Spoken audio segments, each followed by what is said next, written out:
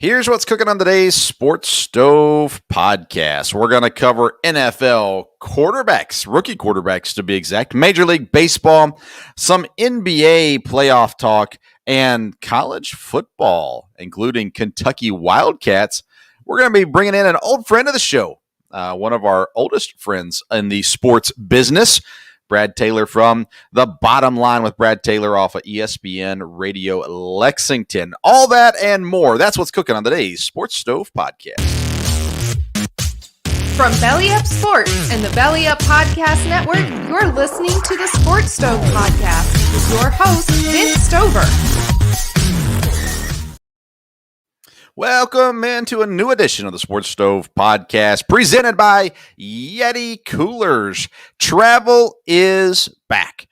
Over 2/3 of Americans are planning to travel this summer, and Yeti's new luggage line is perfect for all adventures. Check out the Crossroads collection by clicking the link in the YouTube description or on the podcast notes. That'll take you straight to Yeti, where you'll find the new Crossroads collection Yeti luggage, perfect for your travel this summer. We're also presented by Skull Candy. Whether you're looking for true wireless freedom or total musical immersion, now is the time to score a deal on Skull Candy Audio. Right now, you can save $20 when you purchase the Indie Evo True Wireless Earbuds at only $49.99. Click the Skull Candy link in the YouTube description or the podcast notes to get this great deal. I'm excited about today's episode.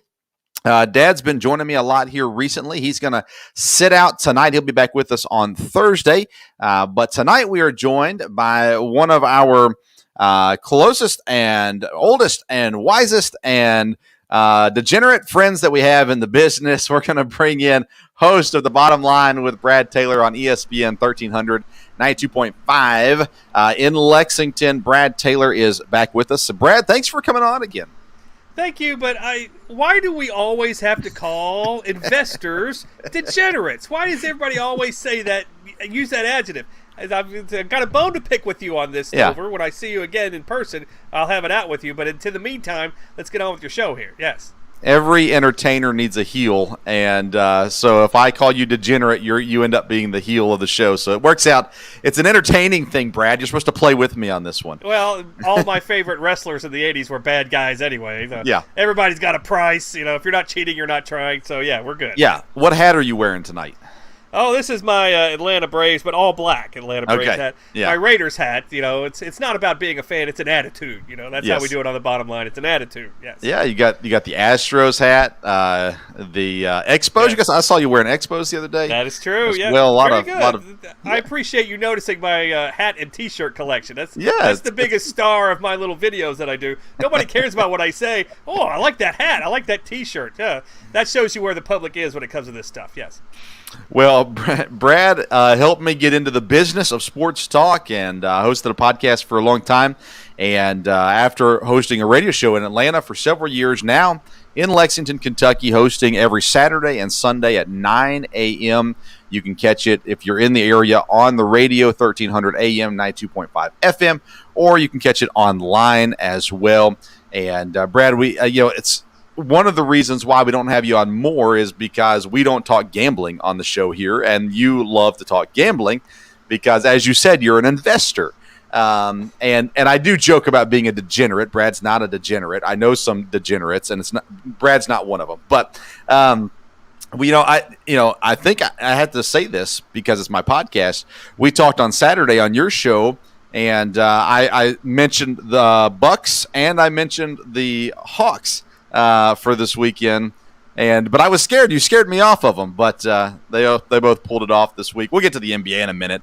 I was right once, so I'm gonna pull that up. But don't break your arm, patting yourself on the back or anything. Go ahead, yeah. I'm nice and lumber these days, exactly. Or limber, I guess. Let's start with the NFL. NFL, our listeners really enjoy the NFL, so that's where we're going to bring it into today. I saw today that the over-under for starting rookie quarterbacks in Week 1 is 2.5, meaning they are saying it's Trevor Lawrence and Zach Wilson with the Jets and the Jaguars. I want to get your take on that, and then I'll share mine. But 2.5 is an interesting number. when you've got other first-round quarterbacks sitting around as well. It is an interesting number. As of right now, I think I would go under in that one. Because, I mean, do you really want to throw Garoppolo to the bench immediately? Because you'll lose him for the rest of the year if you throw him to the bench immediately. The Bears, they're trying to protect their coaches and general managers' job up there in Chicago, so they need wins now. Can they really afford to put Fields out there the first game of the season? And we all know that Mac Jones probably isn't going to play the first game and Cam Newton is. So I think 2.5 and going under that. That would be my choice as of right now. I know a lot of people might disagree with that. But as of now, barring injury, I think we're only looking at 2, like you said, to start the season. The under's at minus 300 right now. And I was thinking through this. I would go over for this sole fact. I think that with training camps and having preseason games this year, I think there's a really good chance that one of those quarterbacks, I'm thinking Fields or Lance, one of those has the potential to be so good, kind of like Russell Wilson and Matt Flynn back in the day, where one of them is just going to be at the point where they're going to say, we cannot have this guy on the bench. If we want to win, we need this quarterback. San Francisco has already proven that they don't have Jimmy Garoppolo's back. And Shanahan and Garoppolo are friends. They get along well, but he's never had his back. He's never been his guy. And then in Chicago, and I like Andy Dalton. I think Dalton's a good quarterback. I think he can. I thought he should have went to Washington. I thought he would have been a great fit in Washington. But I'm a huge Fields fan too, and I think Fields is a guy that could steal that job coming into week 1. So I would say, and I don't gamble, but looking at the numbers of it all, I think it's plus 250 right now. I would go with the over, thinking that either Fields or Lance is going to win the job before week 1. You brought up a good example with Russell Wilson and Matt Flynn. The difference between Matt Flynn and these guys now, these guys are proven. Matt Flynn had one game where he got 6 touchdowns and got this big contract. That's how he got a starting job, quote unquote. These other guys, Andy Dalton and Garoppolo, these are proven guys. Cam Newton, proven guys. So it's not like you're getting, Matt Flynn out there who really had one game under his belt. You've got seasoned veterans out there. I don't think any of those rookies start the season. Now by week 5, everything. All bets are off by then. But for me, the first week of the season, I think under. That's why you've got a lot of juice, minus 300 on that under 2.5. Yeah, it's going to be interesting to see how much preseason plays a role this year. Last year we didn't have preseason, and so it's interesting too how that affected some of the guys. I think going into last season and the opportunities when you don't have a chance to show what you can do. First of all, it hurts trade value in most people's cases. Not all. Some of them it helps them to not play. But in most cases, you lose trade value. So it hurts the front office and things like that as well. So it'll be interesting to see how much preseason has an impact on the opening week 1 rosters, depth charts, all those kinds of things as well. Because in my opinion, again, I think Lance and Fields are the more likely out of the two. I don't think Mac Jones, unless Cam Newton is just really, really bad still. And I expect him to be better than last year because he was not good last year. But I don't know. We'll see. If none of them are starting, so let's see. We got Wilson and Trevor Lawrence. And, of course, the Jaguars have yet to commit to Trevor Lawrence, but good night. Yeah, we know he's starting in week number 1. So out of the other 3 first-round quarterbacks, Mac Jones, Trey Lance, and Justin Fields, which one starts first? Fields. That's my money is on Fields with Chicago because that's the only way they keep their job, first of all. And, you've got Andy Dalton there. You also have Nick Foles there. People forget about him. He's still third team. He's still under contract. But, yeah, I think Fields in Chicago is the guy because – they're going to have to prove, especially if they get off to a poor start. Mm-hmm. Those general manager and that coach is fighting for their jobs this year. Yeah. So if they get off to a poor start, hey, let's go to our rookie quarterback. That way, if we have a poor season, we can say, oh, well, it's because we had this rookie quarterback. Yeah. but so now you're just protecting your phony baloney job. So the players with the most to the coaches, and the general managers with the most to lose, those are the guys who will probably get the chances first. That's why you won't see Trey Lance as early as you might think, because Shanahan has a lot of job security in San Francisco. So Trey Lance, they can take their time with him, and John Lynch, plenty of job security out there for those guys. Chicago, not so much. It'll be Fields. Yeah, and you're right. And New England's the same way. They're not losing their job in New England. No job security problems in New England either. Chicago has a job security issue, yes. I think COVID may have saved Nagy's job this year in Chicago. I predicted before the season he was going to get fired. I felt like he should have been fired, but they're going to give him another chance, another quarterback. I think his failure to put Mitch Trubisky in a position to succeed as an offensive mastermind, supposedly coming from the Andy Reid tree, was a massive, massive disappointment in Chicago. Now, as a Packer fan, keep Nagy. I'm cool with that. I got no problem with that. Keep Zimmer in Minnesota. I said he should have been fired too. Keep him. Detroit, whoever you want. It doesn't matter who's coaching Detroit. They're horrible. But here we sit, and rookie quarterbacks are going to make a splash this year. They always do. Trevor Lawrence is one of those guys. We didn't talk a lot about him in the draft or close to the draft because all the focus was on what was happening at 3. And so I think Trevor Lawrence is going to come out and be effective from day one. Not saying he's going to win a Super Bowl in year 1 or even make the playoffs in year 1. I think they're a 7 or 8 win team in Jacksonville this year. What do you expect out of Trevor Lawrence? Everybody keeps on throwing the Andrew Luck comparison out there, but what do we expect out of Trevor Lawrence here in year 1? If you really were a gambler and I said, hey, over under 4,000 yards for Lawrence this year, I might actually go over 4,000 yards passing. Not because he's the greatest quarterback in the league, because he's going to get all the opportunities as long as he stays upright. And Jacksonville, like they have many times in the past, they're going to be behind in a lot of these games. So they're not going to be running the ball all the time in these games. I remember Blake Bortles had plenty of big seasons. He was a great fantasy player, 6-8 years ago, because Jacksonville was always so far behind in these fourth quarters. His fourth quarters were amazing in terms of fantasy stats. You might be seeing the same thing again this year, and now you've got Trevor Lawrence. I'd say a 4,000-yard season for Lawrence. Now, 4,000-yard seasons are much more common now than they used to be back in olden times when we saw Dan Fouts get 4,000 and think he was the greatest passer of the football in the history of the world. But now, I think it's an up for Trevor Lawrence. I know my friend Farrell Elliott, who runs the Kentucky Fantasy Football State Championship, he's telling me that Trevor Lawrence is about the 13th, 14th, 15th quarterback off most draft boards, and this is high-stakes fantasy football. So a lot of people are thinking maybe not top QB1 tier, but right under that first 12 quarterbacks in the league, Trevor Lawrence is going in these drafts. I would say over 4,000 yards, but out in the desert, Jacksonville, 6.5 total wins. It's tough to think they're going to go over 6.5 wins out there in the desert. See, I would easily take the over on that. And so you heard it here. All right, don't forget that come football season. But I'm pulling up their schedule right now to see who they got. So you got Houston twice. Those should both be wins. Houston is really bad.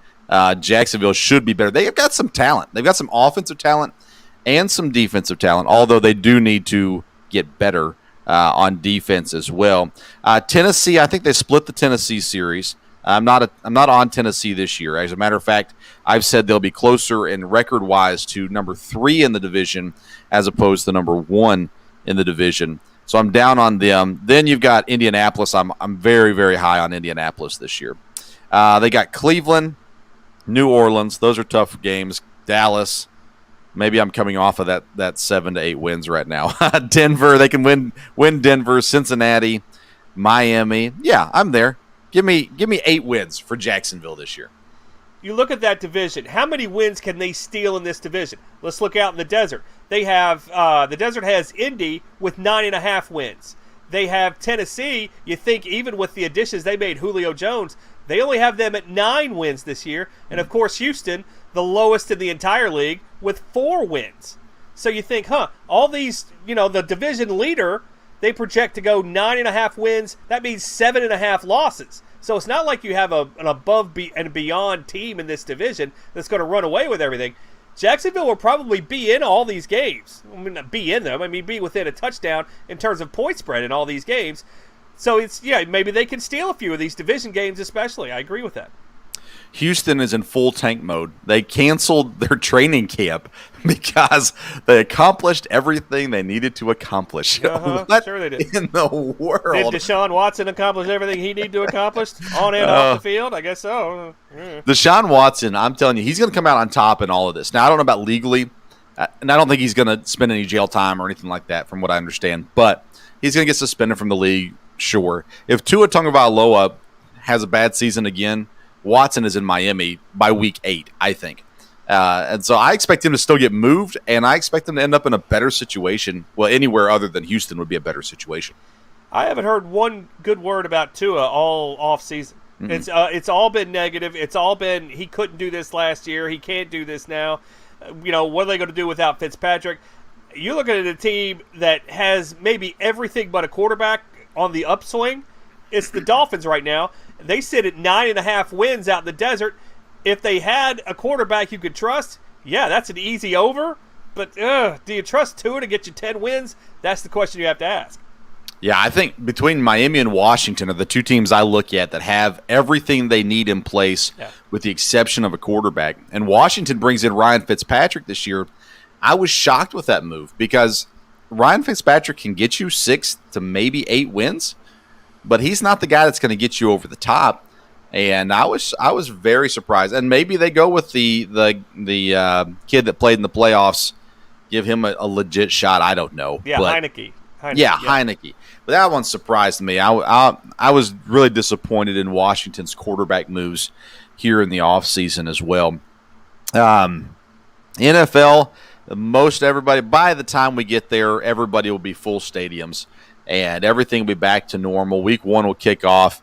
We've talked about it on your show, but there's still the Aaron Rodgers debacle hanging in the wind right now. Is he going to come back? Is he not going to come back? I've shared my thoughts already. What are your thoughts on Aaron Rodgers and the Packers? Well, I'm just listening to you. You're the Packers expert here. You're Mr. Green Bay. Why shouldn't I listen to Vince Stover, Mr. Green Bay Packer? And you've told me a million times, don't listen to anybody else. I know this one, Brad. I've heard all the media. I've heard all the talk. Yeah. He's coming back. That whole thing where he got the country club membership, that did it for me. The week 1 starter, Aaron Rodgers. But what if they do go to Jordan Love? What if they do have to go to Jordan Love? I was reading Pro Football Focus just this past week. If Aaron Rodgers is not playing quarterback, Jordan Love, they have him projected as a top 10 fantasy quarterback for the coming season. Now you have to ask yourself, do you really think that if Jordan Love gets 16 starts, he's one of the best 10 quarterbacks in the league, having never basically taken a meaningful snap? I guess not. But, they have Joe Burrow up there too from last year. They had him up there last year too, so take it with a grain of salt. Well, you got to look at the system that the Packers run. It's the Shanahan system. So you look at the quarterbacks that had success in that system. You go to Kirk Cousins, who when he was in Washington had success. Matt Ryan in Atlanta went to the Super Bowl. Jared Goff in L.A. went to the Super Bowl, same system.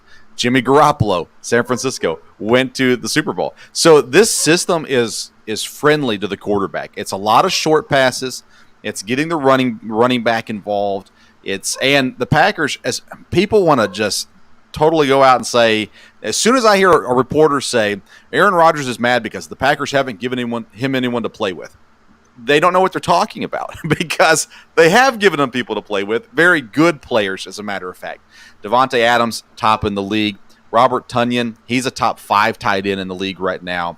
Aaron Jones, one of the top running backs in the league. And then the other receivers, sure, I give you that. They're not great, but they do their job. They've got a role, and they fulfill that role. Aaron Rodgers was not the only reason they were the top offense last year. He's a large part, don't get me wrong, and he's better than Jordan Love. I'm not saying that he's not better than Jordan Love, but I understand the thought that Jordan Love can be successful as a fantasy quarterback and as a NFL quarterback. I don't expect him to be the best in the league, but he's had a year to sit and to learn the system. There's not much bad about that, sitting behind a guy like Aaron Rodgers and learning. And I'm a little surprised by how no one's seen him play, right? He didn't have a single preseason game. Nope. And last year, when they brought in the backup quarterback, it was Tim Boyle. It wasn't Jordan Love. And that's where everybody freaks out about it. But the reality is he was a first-round quarterback on pretty much everyone's board. And he had a year to sit, learn the system, and learn from Aaron Rodgers. I expect him to be okay if he gets the chance to play. Aaron Rodgers. Are there 5 quarterbacks in the league better than Aaron Rodgers right now? No. No, there's not. If Jordan Love is put into the game, are there 5 quarterbacks in the league better than Jordan Love? Oh, yeah. There's probably more than a dozen. Yeah. If you're playing for today, you better keep Aaron Rodgers. If you're playing long-term, and a lot of these Packers, they like to think long-term. I mean, heck, you've only had 2 quarterbacks for 30 years. I mean, it must be nice. I mean, look for the Bengals have had, 112 quarterbacks in the same time. But, if you're going to let Aaron Rodgers walk, you better have a proven commodity behind him. When they let Favre walk, they didn't really have a proven commodity in Aaron Rodgers. But they kind of did because he had sat for 3 years, if I'm not mistaken. It was 3 years he sat behind Favre. And, all that drama he had when he got drafted. So, and they were ready to get rid of Favre anyway. I don't think they was ready to get – Favre was not coming off an MVP year like Aaron Rodgers is coming off his MVP year last year. Yeah, Rodgers will be playing week 1. After this year, though, I'd like to see, how he parlays Jeopardy into this one. Yeah, and the difference, too, was Rodgers had the support of the team. The receivers really liked Rodgers. The veterans had talked to the coaches about, hey, this kid can play. And so that, there's definitely a lot of differences than what the current situation is. But at the end of the day, as I've said, as soon as I found out that Adam Schefter was not handed information on draft night and reporting something breaking news that he just got handed, I realized, okay, this is getting a little blown over right now. It'll all work itself out. Rodgers would play this year, and I think Rodgers plays the next 3 or 4 years in Green Bay, honestly. I think Jordan Love only gets a chance to play in Green Bay if Rodgers gets hurt. And outside of that, I think it's Rodgers until he retires there in Green Bay. But I don't think he's going to stick around like Tom Brady either.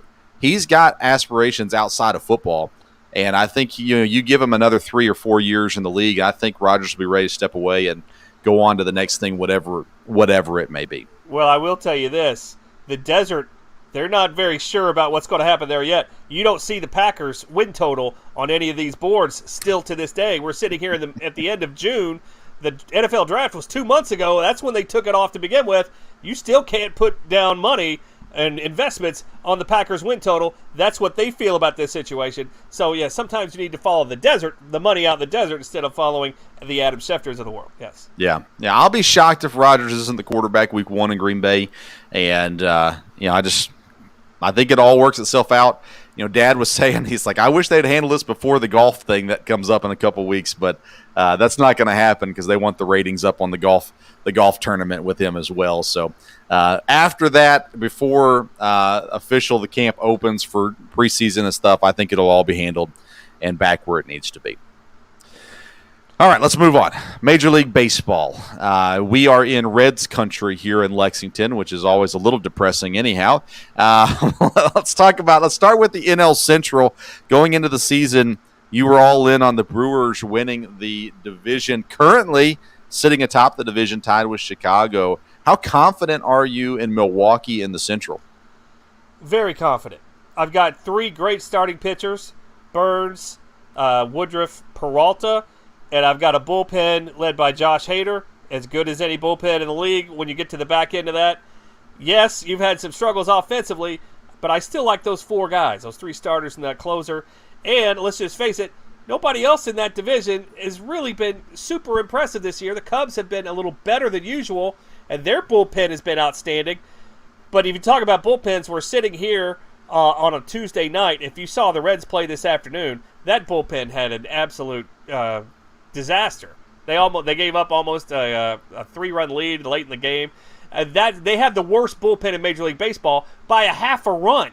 That's a lot. When your ERA in your bullpen is a half run better than the next worst in all of Major League Baseball, That's why you're sitting at 36-36 right now. Yeah, the Brewers, you and I have talked about this. I know you weren't in on it as much as I was because you're a fan and you've seen this movie, How It Ends, before. But yeah, the Brewers to me are the team in that division that I think will win this game by a few games come September. But yeah, the Reds bullpen, that's their biggest Achilles heel, and you saw it today. Milwaukee, other than the offensive woes they've had, their middle relief has not been consistent to this point. Suter has been pretty good coming in. He'll come in the 4th, 5th, 6th inning and pitch a couple innings. He's been decent. Outside of that, they had a guy pitch last night or the night before, gave up 6 runs, and then they sent him away as soon as before the game was even done. They're saying, "Thanks for coming to Milwaukee. You're done." That sent him off. But you're right. The back end of the bullpen is incredibly solid, and there is something to watch for. And the offense is starting to come around as of late. Yelich is starting to find a little bit more his groove. He was off all last year. Did not have a good season last year, and he's starting to find his way back. Let's talk about the NL West. San Francisco, they've been in first place almost all season. They're 2 games up right now on the Dodgers. San Diego 4.5 back. There's always a team or two that after the All-Star break just plummet. They have a great first half of the season, and they plummet. I think the Reds did this last year or 2 years ago, but San Francisco's a team I'm kind of watching right there at the All-Star break. I don't see them being first at the end of the season, but can they hold on or at least be in the top 2 in the West?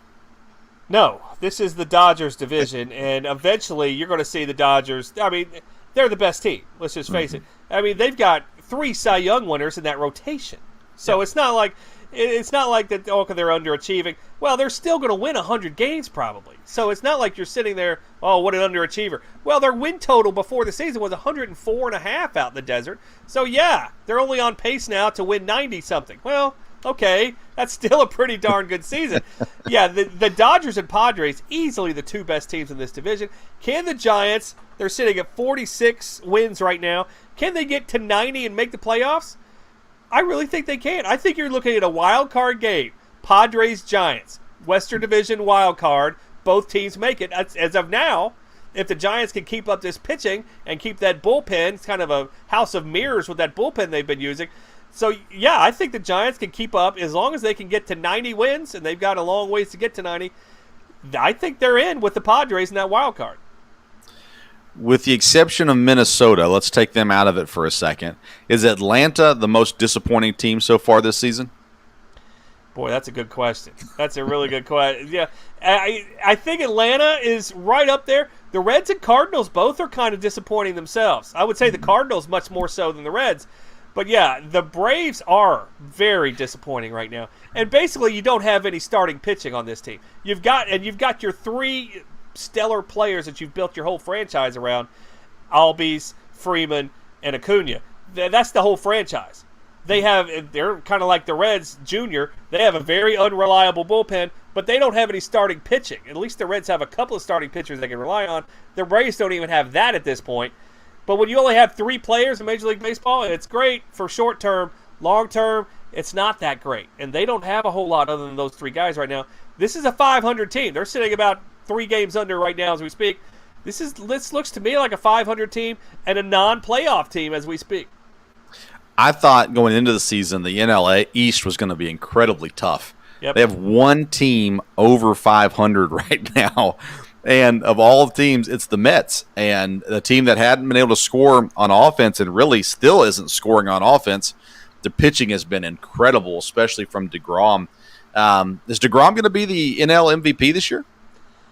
If he stays healthy, he should be. Absolutely. Yeah. If he keeps this up. But there's too much smoke here to not think that there's a fire coming.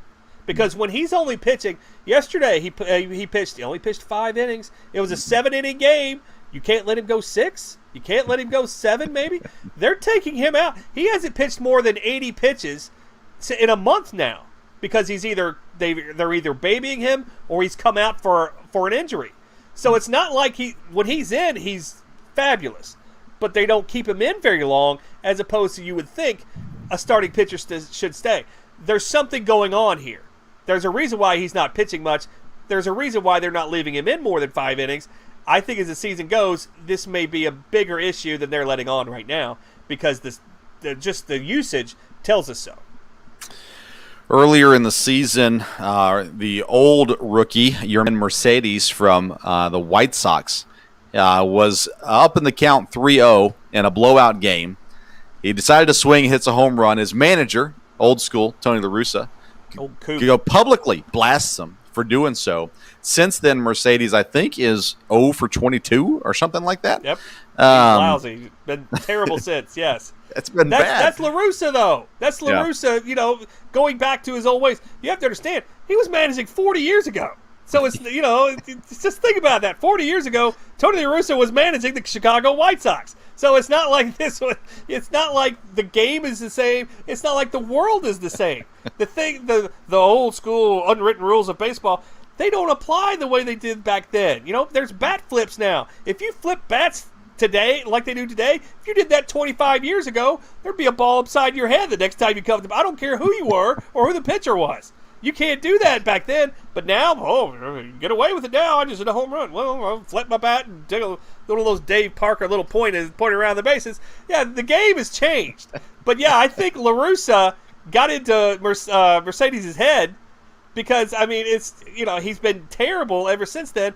And the players backed up the player, not the manager. So that tells you a lot right there.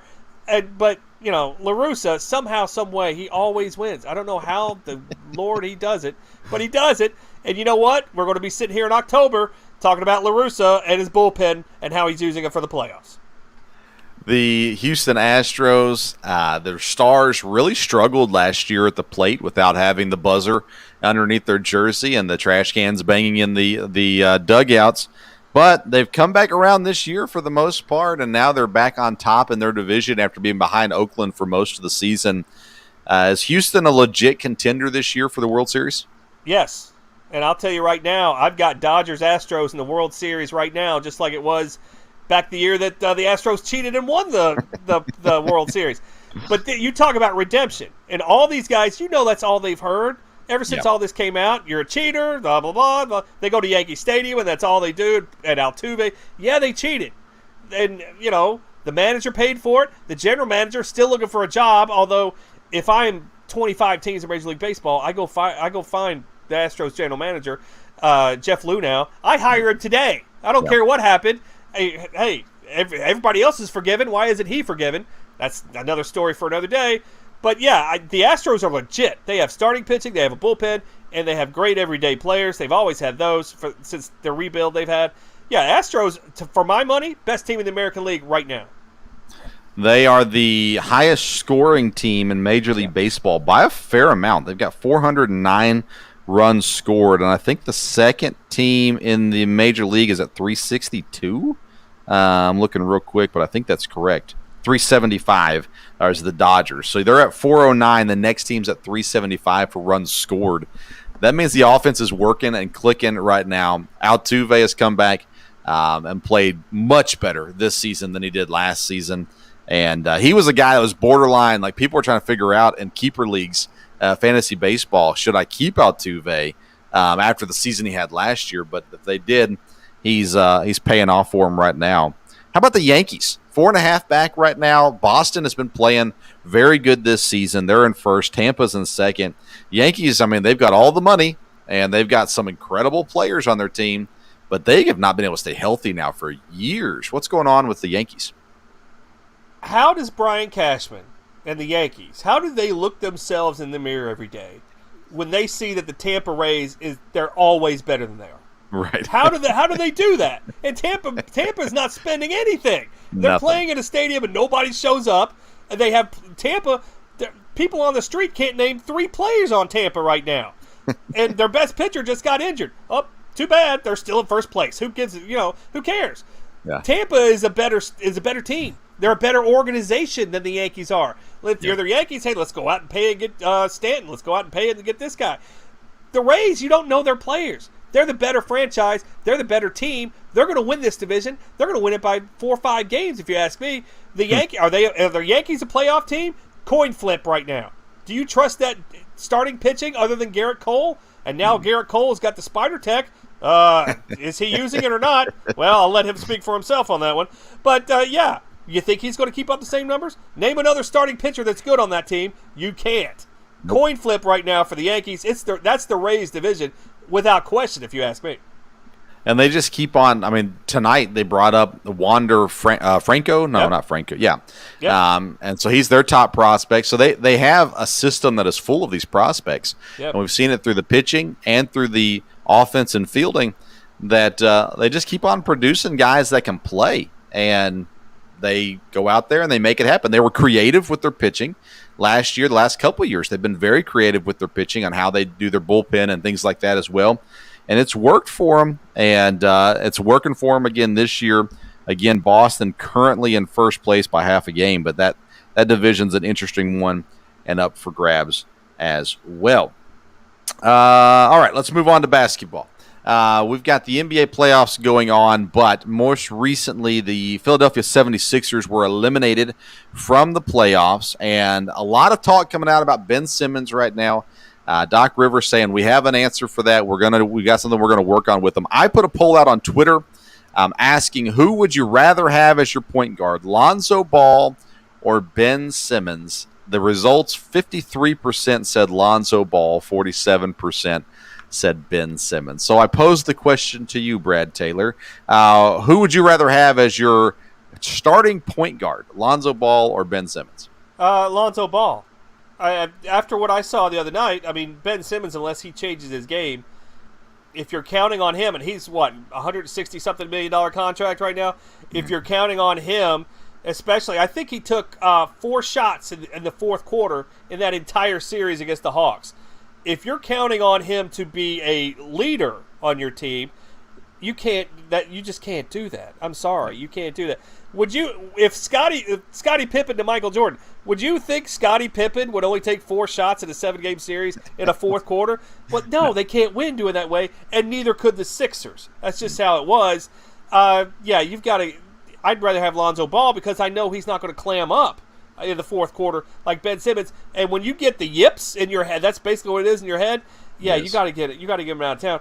And the Sixers should be ashamed of themselves. They drafted Ben Simmons, Markelle Fultz in consecutive years. Mm-hmm. Markelle Fultz, they got rid of him for magic beans. Mm-hmm. And now they're going to have to get rid of Ben Simmons. The only thing they're going to have to show for the entire process, trust the process era, is Joel Embiid, and he really can't stay healthy long term.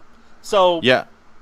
And they brought in, they had 6 top, 3 draft picks in that process time. And the only thing that they had to show for it that's worth showing right now is Joel Embiid. I was never a Ben Simmons fan. I watched him at LSU. I said I would not draft him. I would not draft him. He can't lead, or he doesn't lead. No. I don't know if they can or not. He doesn't lead. He's lazy. He obviously doesn't play hard all the time. He's a great defensive player. But if you're that tall, and I've said this my entire life, if you're that tall and you can't play offense, there's a problem somewhere. Now, can Simmons turn into a stretch 4 and find a role in the league? Sure. He could be a Jay Crowder to some degree, maybe. Right now, he's a less talented Boris Diaw. Not at that price, not on $160 million or whatever. Right. But the thing is, I remember his 1 year at LSU, and it was so ballyhooed. It was so, it was going to be great. I'll never forget that last game of the SEC tournament. It was the most uninspired game I ever saw in my life. LSU was just going through the motions. Their coach had already mailed it in. Ben Simmons had mailed it in. They didn't want to be there. They lost in the quarterfinals. Yeah. Do you think Michael Jordan would have gave up like that? Do you think anybody worth their salt in the NBA would have given up like that? Yeah, it's not to say, well, I saw it coming. Well, it's just you've seen it before though. And for the Sixers, the Markelle Fultz thing, if your division rival, the Boston Celtics, is saying, "Hey, we've got the we've got the first pick, you've got the third. Why don't you just trade with us? We'll do you a favor. We've got so much. We don't want to take it all. Let's just take our first overall pick. We'll take the third, and and all the best wishes to you." Now, when your hated rival does that, don't you think they know something maybe you don't about what's going on with Markelle Fultz versus Jason Tatum? Yeah, the Celtics got out like a bandit on that. So yeah, when your biggest rival offers you something you should not refuse it. Right. And Danny Ainge had a reputation. I mean, they said there were people, when Danny Ainge was on the phone, they wouldn't even answer. They said, no, they knew they were going to get fleeced if they accepted anything. And that's just the way it worked.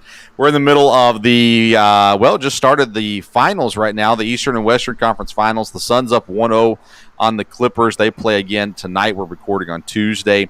They play later this evening. The Suns a -4.5 4.5 right now for this game. Kawhi Leonard still out. I've not heard about CP3 if he's playing tonight or not. He has the COVID protocol stuff going on, which is a whole nother conversation. But coming out of the West, is it going to be Phoenix? I mean, to me, they seem to be the team right now. Yes, it's Phoenix. Phoenix wins the NBA championship. And if you had that before the season started, congratulations. I didn't. I don't think you did either, Miss Stover. Don't pull that one out of your magic hat on me. But if you look at these four teams that are left, Phoenix, Milwaukee, the Clippers, Hawks, I'm an old man.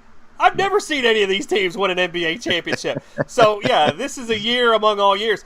It's Phoenix's year. I can't believe it, but Chris Paul, and I talked about this the other day on my show, Chris Paul and David Robinson, for my money, as underrated of a great player that you'll ever find in NBA history, mainly because, they didn't win on their own, blah, blah, blah.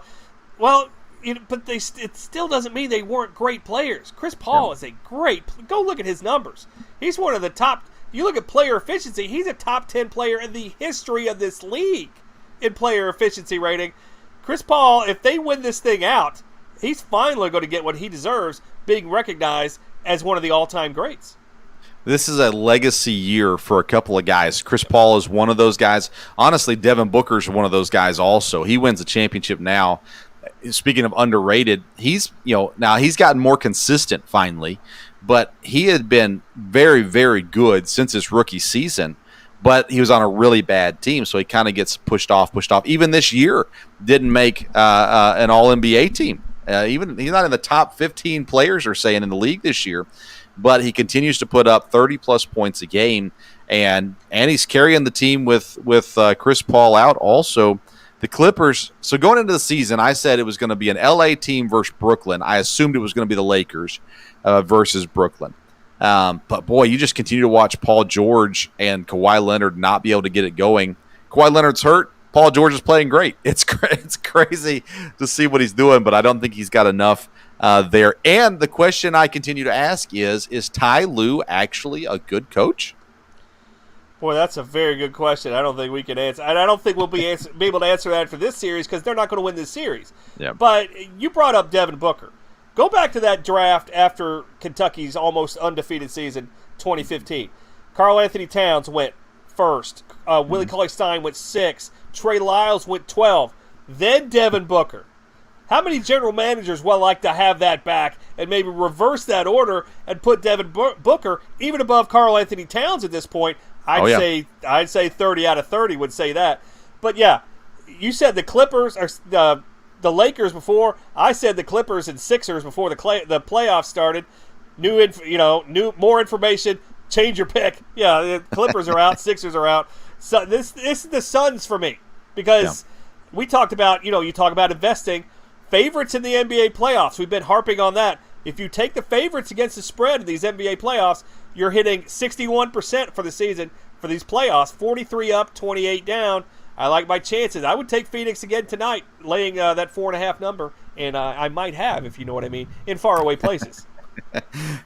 Tomorrow night, Atlanta and Milwaukee kick off their series, game 1 of their series. I said going into the last series for Milwaukee and Brooklyn that Drew Holiday, this was his opportunity to earn his contract and to earn the trade that took place and brought him to Milwaukee as they gave up multiple first-round picks for him. He gets really lucky. Kyrie gets injured. James Harden was not playing at full strength the games that he played. And the Bucks were able to squeak out even though KD looked phenomenal in those games. Giannis has a chance, speaking of legacy now, to really solidify his. If he can win a championship this year, they got to get by Atlanta, though, and Atlanta's no pushover. They're not a pushover, but the Bucks should win this series. I mean, right now, I would put the Bucks on an even keel with Phoenix in terms of chances to make it to the finals. And if you're, looking out in the desert, right now, the favorite to win the NBA Finals, it's Milwaukee right now. They're the favorite to win. And NBA Finals MVP is Giannis. So that should tell you about something. You get a little bit better price on Giannis. So if you think the Bucks are going to win, hey, just go ahead and put Giannis Finals MVP, because basically if he just shows up, they're probably going to give him the MVP. But yeah, it's Suns and Bucks. I don't think I've seen this, and I said this last series and got burned on it too in Game 7, but I've seen this from Atlanta teams for my entire life. I lived in Atlanta for 20-something years. I've seen this movie and how it ends before. Even after I left, they lost that Super Bowl to New England when they were up 28-3. Yeah, but they're going to go quietly in this round. I think the Hawks, if they get 2 games, they should consider it a success in this series. Bogdanovic is hurt, so I'm not sure how much he's going to be able to play at all in this series. That's a big blow to Atlanta. Trey, what's his last name? Trae Young. Trae Young, thanks. You got me on Trey Lyles there for a second. Yes. Trae Young, I've started to like him. I didn't like him before the playoffs started, and then I watched him in that Knicks series, and then even in this last series, even though he didn't play well in the last game, most of the game, he's a guy that you look at and you go, he's kind of John Starks-esque in the sense of his attitude. Oh, don't say that. Oh, how can you insult the man that way? That's a terrible Not an thing to insult. say. I love John It's Starks. not? No. I love him too, but he was not a good player when he had to play against these big guys. Yeah. But if you go back to 3 years, when the Hawks had the 3rd pick, I think it was a 3rd pick, and they traded with Dallas, so they traded down so they could get Trae Young, and they gave Dallas Luka Doncic. And I remember thinking at the time, that was one of the worst draft day moves I've ever seen in my life. Because Luka is great. We've all seen Luka is great, and he showed it from day one that he is great. And Trae Young, well, when I first saw him, I thought volume shooter. You know how you say? Remember the old volume? Smaller Carmelo, is basically what I was thinking. But like you say, Trae Young winning me over, and I know why the Hawks did that. Because let's just face it, in Atlanta, if you're trying to get butts in seats. And that's what they need in Atlanta, butts and seats, because people do not go to those games. You get a lot more butts and seats with Trae Young than you do with Luka. I'll let you figure out why on that one.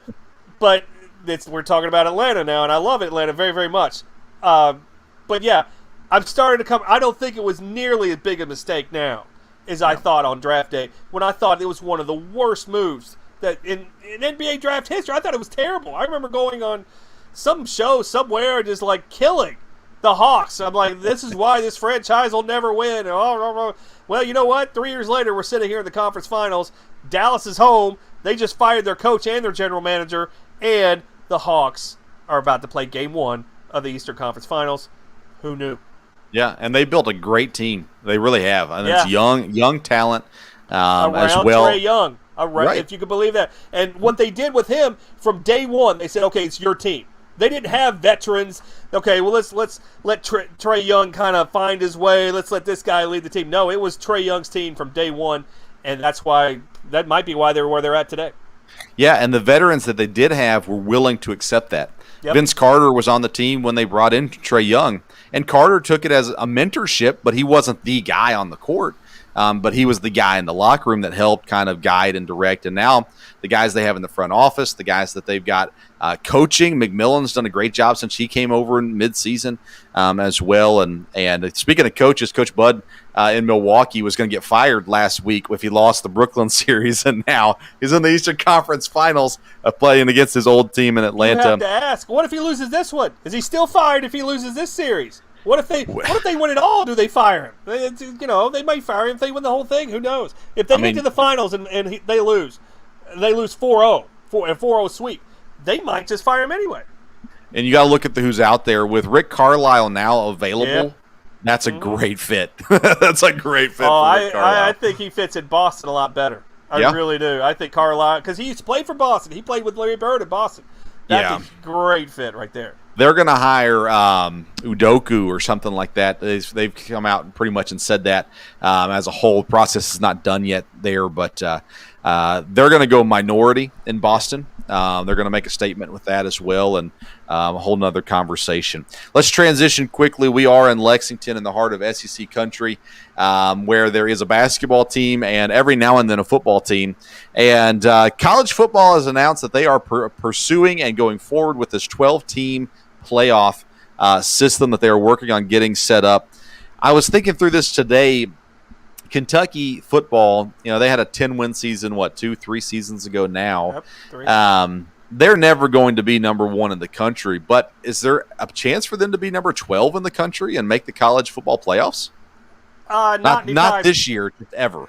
Yeah, not anytime soon. Well, I remember, I'll never forget when the SEC championship game moved to Atlanta, which annually, that's the toughest ticket in Atlanta every year, is a ticket to that SEC championship game. I remember watching the first one with my roommates in 1994. And I remember saying to myself, man, Kentucky will never be in this game in my lifetime. Here we are, 27 years later, they still haven't made it. Of course, neither has Vandy, but that's another story. But no, but you say, will Kentucky ever make it? As long as you got to go against Georgia and Florida, man, it's tough to sit there and say, yeah, Kentucky's going to make it. Oh, go Big Blue. Well, as long as you have to go against those and you never win recruiting battles against those and you think that you're winning, you're such a great recruiting team now, but you're still losing to Georgia and Florida and all these other SEC teams at the same time because, I was reading something the other day. I think it was Rivals had Kentucky's recruiting class last year at 26th in the nation. Well, that's good. But they were 11th in the SEC. Well, those are the teams you play. So, how good are you really going to be? So, as far as making the conference championship game, I think we're a long ways off. And everybody loves Mark Stoops recruiting. Game day, I'm not so sure. But recruiting-wise, yeah. I just don't see it happening with him as coach. Kentucky football is interesting. I grew up in Tennessee, so I never had any respect for Kentucky football. And I've learned that most people here don't have much respect for it either. But they do have high expectations. And ever since that 10-win season, it is kind of at that point they said, okay, this is where we should be every year. And I sat back and said, well, wait a second. I understand that's a good thing to shoot for. But last year, what Kentucky fans were cheering for? Bowl eligibility. And they didn't get 6 wins last year, but they were bowl eligible. And people were ecstatic about it. And I went nuts on these fans saying, wait a second. Whatever happened to having expectations for 10-win seasons, and now we're happy with 4 wins as long as we make a bowl in a season that everyone made a bowl? Well, they also didn't have the cupcakes. I mean, this year they've got the 3 cupcakes back. And we talk about it. 2 of those cupcakes they have in their schedule. One of them is projected to win 2 games out in Las Vegas, and the other was projected to win 1.5 games out in Las Vegas. So they might be the softest of the cupcakes in terms of cupcake schedule. But you make a good point, and Mark Story of the Herald Leader said this a few weeks ago, talking about the win total. The win total was 7 out in the desert, but would Big Blue Nation, would they consider it a successful season if they matched that 7 and just pushed? And he was like, no, the Big Blue Nation will not consider a 7-5 season a success now, even though our friends in the desert say, well, that's what we expect you to do. He says Big Blue Nation, and I happen to agree with this, Big Blue Nation has bigger expectations. Would Kentucky fans consider 7-5 success? I'm like you. I don't think they would now. I think they should, but no, yes. I don't think they will. I mean, you look at it, Tennessee has been down now for years and years and years, and Kentucky has had a really hard time beating Tennessee. South Carolina's been down. Vanderbilt, let's kick them out of the SEC. Then you've got Mississippi State they're playing this year. Those are games that they need to be in and need to be winning. I'm okay. I think you should be okay as a Kentucky fan if you're losing to Alabama, Georgia, LSU, Florida. Those teams, listen, you get beat by them, okay, it is what it is. Now, Florida's not as good as they used to be back in when I was a kid, but still, I can live with it. But if you're losing to Tennessee still all the time, that's a problem. Tennessee's no good. They haven't been good for a long time. So that's where those 7-8 win seasons got to come from, are those teams that they should be beating by now. If they're having top 25 recruiting classes, you got to something for it. Yeah, everybody I've talked to in the local media here, when I say, okay, over under 7 wins for Kentucky, they're all going over. Everyone, I've never heard anyone say under. Nobody around here. And that's, heightened up expectations. Keep in mind, you have a new quarterback this year, although the last one wasn't very good. But you have a new quarterback this year. You have a new offensive coordinator this year. Yeah. And there were only 6 college teams in all of America that lost more draft picks to the NFL than Kentucky did. So you lost a lot of people, too. And you expect to reload and get to 8 wins with a new, an entirely new team like that? That's tough. And if you're going to tell me that they're going to beat, they have that 3-week stretch where they have to play LSU, Florida, and Georgia. They'll get one of those. Well, I don't think they will. I'll give you your 3 cupcakes. You give me those 3 in a row. Now you've got 6 games. You're expecting them to go 5-1 in those 6 games, and all 6 of those games, the spread out in the desert is going to be a touchdown or less to one side. I don't think so. That's tough. I don't care who you are if you're only favored by a touchdown or less, because they're going to go to Vandy, and that's going to be a touchdown or less spread in that one. Now, it might be 7 or 8, but, it's going to be up there. When the Missouri game is going to be a toss-up, they go to Mississippi State, they're going to be a nice 4, 5, 6-point dog in that game, I can promise you that. So to expect them to go 5-1 in all those games with a few toss-ups in there, yeah, good luck. Yeah, I think 7's the number. Every time I look at the schedule, 7 is a good number. It is a good number. But you have to ask yourself, what's more likely, 8-4 or 6-6? I think 6-6 is more likely than an 8-4 season. Yes. Yeah, I agree completely as well. There's games that they should win. I always expect you to lose one game you should win and to win one game you should lose. Right. And that still puts me at 7 wins for Kentucky if they do that. But I don't know. It's Kentucky, they've been down now for the last, I would say, 2 seasons and everything. For the most part, basketball last season was a complete disaster. Football, a disaster. Baseball, they extended the manager and they had 9 transfers at the end of this season. It's not going well in the baseball. Gymnastics has been great, but outside of that, Kentucky sports have been struggling last year. My last question for you as we transition to basketball again, I've already shared my thoughts on Coach Cal as a coach. He's obviously a great recruiter. He struggles to coach. But, is he going to be able to right the ship this year? Well, you mentioned, all these other sports other than football and men's basketball. That's the only thing, too, that I pay attention to or talk to. When you talk about baseball, good luck. I don't follow it. It doesn't pay. What makes the money for these colleges? Baseball does not make money for these colleges. Even the ones where it does make money, it doesn't even come close to men's basketball or especially football. So, yeah, they don't count in my book. There's only 2 college sports that I ever pay attention to. College World Series is going on right now. I couldn't tell you anything about it. So, that's just, I know Vandy's in it because I saw him play with those black uniforms the other night when I was flipping channels. That's the only way I know Vandy's in it. But, yeah, Coach Cal, it's going to be lather, rinse, repeat. We're going to be sitting here. It's June 22nd today. 5 months from now, they're going to be getting ready to play a game. And they're going to be AP preseason top 10 because they brought in all these transfers and they've got these recruits. And Coach Cal's got his fire back and he's got Antigua back and some guy with a chin or something is their new assistant coach. And they've got all these new guys and everybody. It's going to be the same thing that we say every year. And all around here, and the little 3-letter show across town, they're all going to say Final Four, blah, blah, blah. It's going to be the same exact thing. Does that mean they're going to live up to expectations? Probably not. But when the preseason hits and you're sitting here during Big Blue Madness and you're sitting here in November getting ready for these interconference games with the big boys of the world and the Dukes and Kansases and whoever they're playing this year, yeah, it's going to be the same story as always, and the desert is going to modify that as well.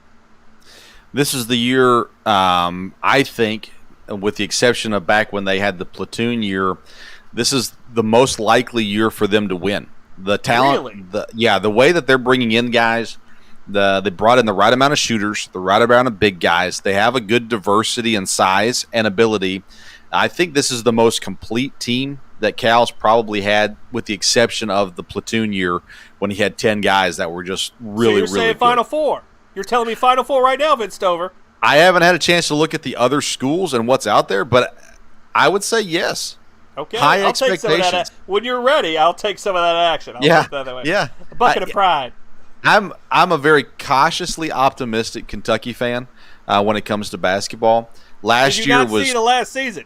Did Oh you my not see goodness. what happened last season? Yeah. Last year was horrible, and it was coaching. It was bad coaching all year long. I don't think they knew what they were doing. I don't think they had a plan. I don't think they knew what to do. I'm not saying they didn't know what they were doing. I just don't think they knew what to do. There's a difference in that. But I mean, Yeah, I they just had don't one think guy who could shoot, and they said, "Well, he doesn't play defense, so he's not going to play." It's like, well, That but he was does great. shoot, right? I love look that. at the NBA. There's lots of teams who have 4 guys that can play defense and 1 guy who can't.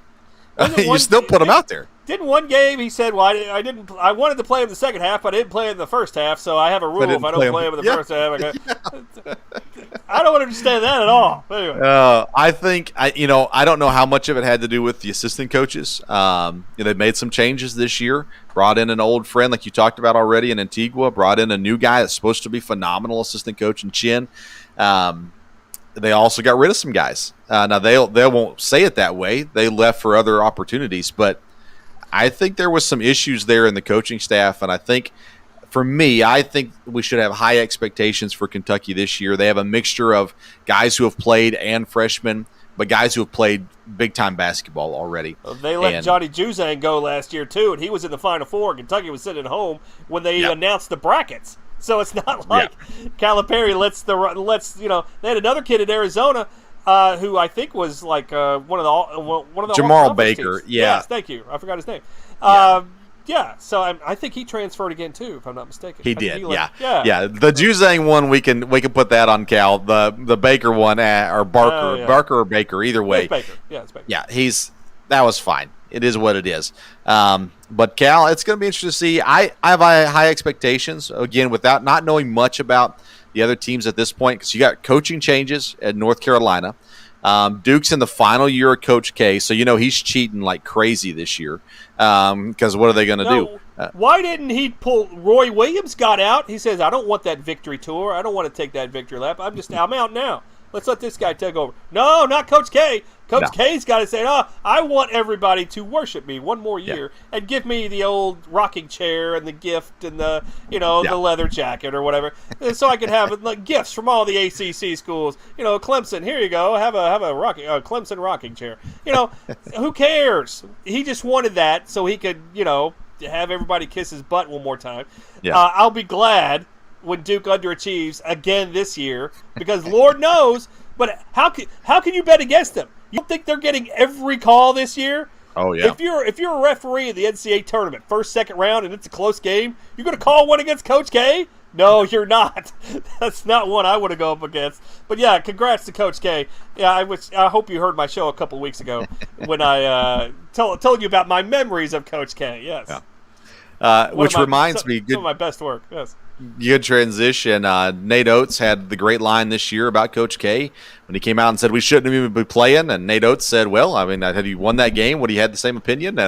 And a good reminder to Nate Oates that we're still inviting you to be on the show, even though that the University of Alabama has told us no multiple times. He's Coach right, Oates. Was he he is wrong? He's 100% No. right. So why do you want to upset? Why do you want to insult the guy for telling the truth? That's what when you tell the truth in this world, sometimes they don't like you for it. Oh, believe me, I've caught that a few times, both on and off the radio recently. But when you tell the truth, a lot of times people don't like to hear it, and they will treat you as such. So sometimes you have to be judicious. But Nate Oates, 100% right when he said that. Yep, and now we just need him on the show. We've invited him multiple times, and we continue to. I'll send you a few questions to ask him when he does. Okay, yeah. We'll see if we can work that one out. Yeah, right. All right, Brad Taylor. He is. You can catch him on the radio Saturdays and Sundays, 9 a.m. Eastern Time, ESPN Radio Lexington, 1300, 92.5, or online at, I always forget the letters, WLXG.com. WLXG.com. And thank you, Brad, for being on with us tonight. We surely appreciated it. Everybody, thank you for listening tonight. And make sure you go and click those links for Yeti and Skull Candy. If you use those links, even if you don't purchase anything, if you use those links, they'll know that you listen to the podcast. And so we'd sure appreciate your support with those things. Brad, any parting words? It's an honor and a pleasure to be on here with you, Vince Stover. And, make sure to listen to my show, The Bottom Line with Brad Taylor. Sports talk from a handicapping perspective. That's our tagline. Saturday and Sunday mornings at 9 o'clock. We get you ready for all the action on your Saturday and Sunday. Please listen in, WLXG.com. And on Twitter, the show is at Bottomline Lex. At Bottomline Lex is my Twitter handle. Thank you. All right. You can follow him right there. All right, everybody. Thank you so much for being listening with us tonight. We will be on again Thursday night, 8 o'clock on YouTube. And then, of course, the podcast. We've got Kevin Wilson, fantasy baseball writer for BellyUpSports.com. Will be joining us. My dad will be back with us on Thursday as well. So until next time, we'll see you around the sports